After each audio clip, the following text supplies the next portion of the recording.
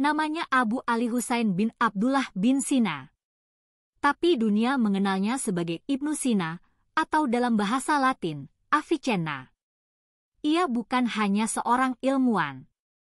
Ia adalah simbol dari kejayaan ilmu dan iman, yang melintasi batas zaman, bahasa, dan dunia timur dan barat.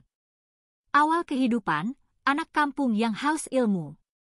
Ibnu Sina lahir tahun 980 di sebuah desa dekat Bukhara, sekarang Uzbekistan. Ayahnya seorang pegawai, dan ibunya sangat mencintai ilmu. Sejak usia 5 tahun, Ibnu Sina sudah hafal Al-Quran. Dan sebelum usia 10 tahun, dia menguasai sastra Arab, logika, dan matematika dasar. Tapi jangan bayangkan ia hidup mewah. Ia tidak tumbuh dalam gedung ber-AC atau perpustakaan digital. Ia belajar di bawah pohon, menulis dengan arang, dan membaca buku pinjaman dari ulama kota. Tapi rasa ingin tahunya tak bisa dibendung.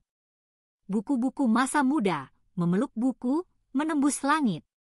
Satu hari, ia menemukan buku tentang filsafat dan ilmu kedokteran. Buku itu sangat rumit. Ia membacanya 40 kali. Tapi tetap belum memahami maksudnya. Ia menangis dalam sujudnya. Ya Allah, aku ingin paham ilmu ini, bukan untuk kesombongan, tapi untuk cahaya.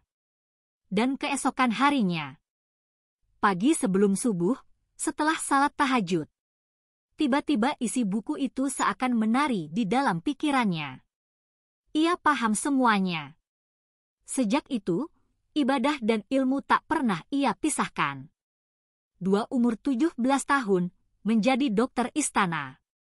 Saat orang seusianya masih bingung mencari jati diri, Ibnu Sina sudah menyembuhkan Sultan Nuh bin Mansur, penguasa Bukhara. Dan sebagai balasannya, ia diberi izin masuk ke perpustakaan kerajaan. Di sanalah ia menemukan kitab-kitab Yunani, Persia, dan India yang belum pernah disentuh orang Islam sebelumnya. Ia pelajari semuanya. Tanpa guru, tanpa internet, tanpa AI. Buku terbuka puncak karya, Kitab Al-Hanun fi Al-Tib.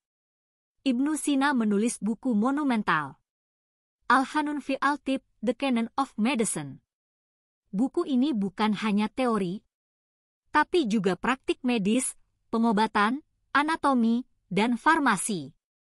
Selama 700 tahun, buku ini menjadi rujukan utama universitas di Eropa dan dunia Islam.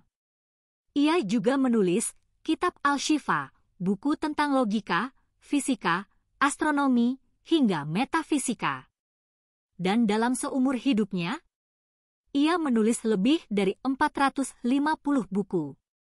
Saat banyak orang berdebat soal dunia, Ibnu Sina membacanya, merenunginya, lalu menuliskannya. Pelari-pelarian, fitnah, dan penjara. Tapi hidup Ibnu Sina bukan tanpa ujian.